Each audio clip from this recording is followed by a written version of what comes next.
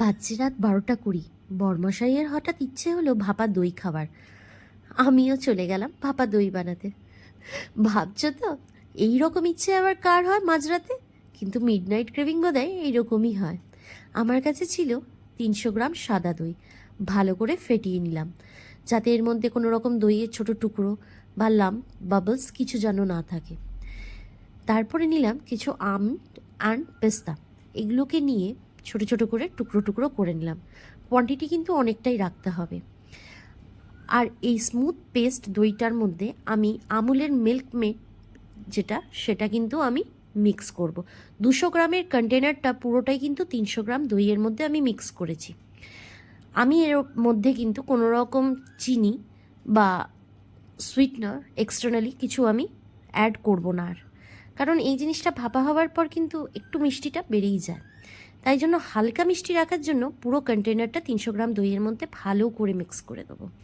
এটা যখন ভালো করে মিক্স হয়ে যাবে তারপর স্প্রেড করে দেবো আমি আমার কেটে রাখা আমন্ড আর পেস্তাগুলো।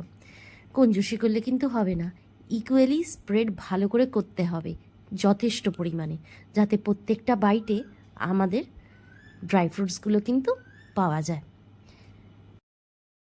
এরপর একটা কন্টেনারের মধ্যে 1 গ্লাস জল দিয়ে একটা স্ট্যান্ড দিয়ে আমি দইয়ের এই কন্টেনারটাকে বসিয়ে দিলাম। তারপর একটা ঢাকা দিয়ে একদম লো ফ্লেমে 15 মিনিটসের জন্য আমরা এটাকে স্টিম দিয়ে দেবো। ভালো করে ভাপা হয়ে গেলে কিন্তু এই যে একদম এই রকম সুন্দরভাবে রেডি হয়ে যাবে আমাদের ভাপা দই। আর এটা ঠিক করে হয়েছে কি না এটা চেক করে নেওয়ার জন্য একটা চাকু বা টুথপিকের সাহায্যে আমরা এইভাবে ঢুকিয়ে ঢুকিয়ে দেখে নেব। ক্লিয়ার যদি বেরিয়ে আসে আর এইভাবে যদি সাইডগুলো ছেড়ে দেয়, জলও কাটেনি দেখো, তাহলেই বুঝে যাবে যে একদম পারফেক্টলি রেডি হয়ে গেছে তোমার ভাপা দই। রুম টেম্পারেচারে এটাকে ঠান্ডা করে নেওয়ার পর কিছুক্ষণ ফ্রিজে রেখে তারপর আমরা সার্ভ করব। যা গরম পড়ছে তার মধ্যে যদি সবাইকে বাড়ির এরকম একটা ভাপা দই করে খাওয়ানো যায় বা কোনো হাউস পার্টিতে সার্ভ করো, তাহলে কিন্তু সেদিনকে স্টার পারফর্মার তুমিই থাকবে। আর যাদের ডায়াবেটিস আছে তারাও কিন্তু একটু একটু এটা টেস্ট করতে পারো, খুবই হালকা মিষ্টি হয়।